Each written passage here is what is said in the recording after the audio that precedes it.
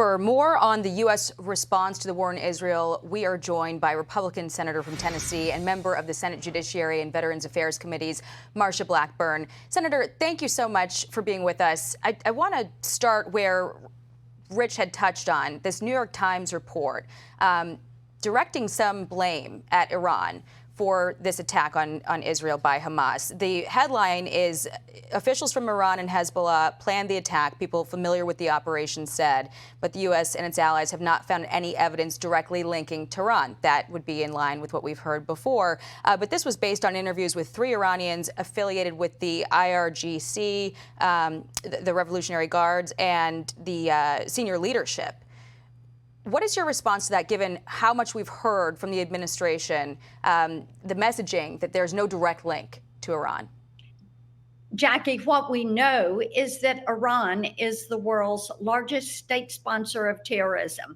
What we know is that Iran uses their proxies and they supply upwards of 90% of the budget of Hamas and Hezbollah.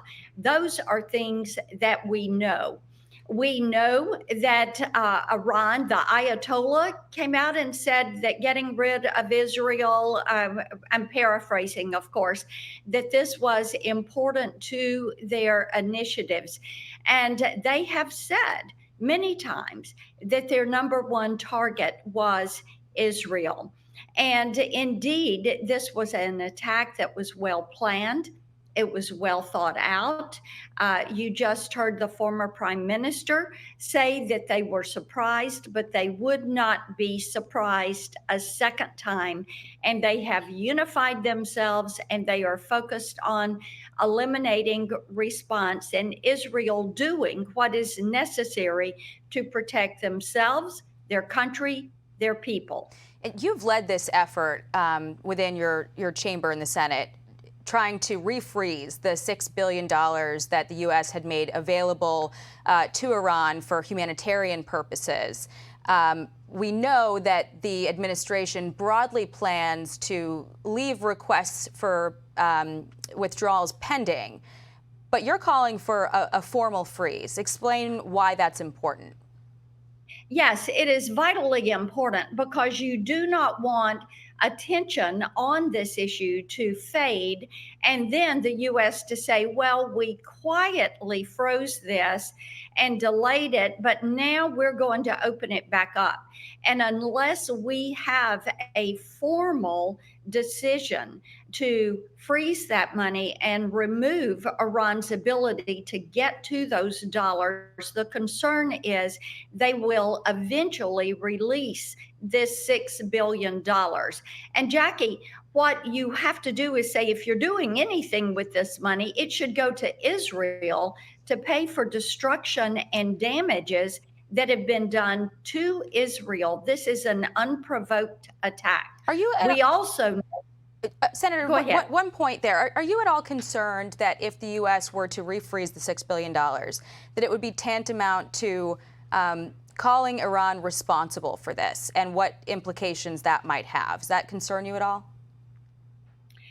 It would not have, in effect, that. I think what you would do if you freeze this money, refreeze this money, and at the same time go back to implementing the sanctions. Jake Sullivan, and one of the reasons I think he should go and be removed as the national security director is they eased up on those sanctions. What has Iran done with that? They have gone back to upping their oil production to 3 million barrels a day. Yeah. And they are selling this into China, into Russia. Yeah. They're making a profit. And where does that profit go? It goes to terrorism.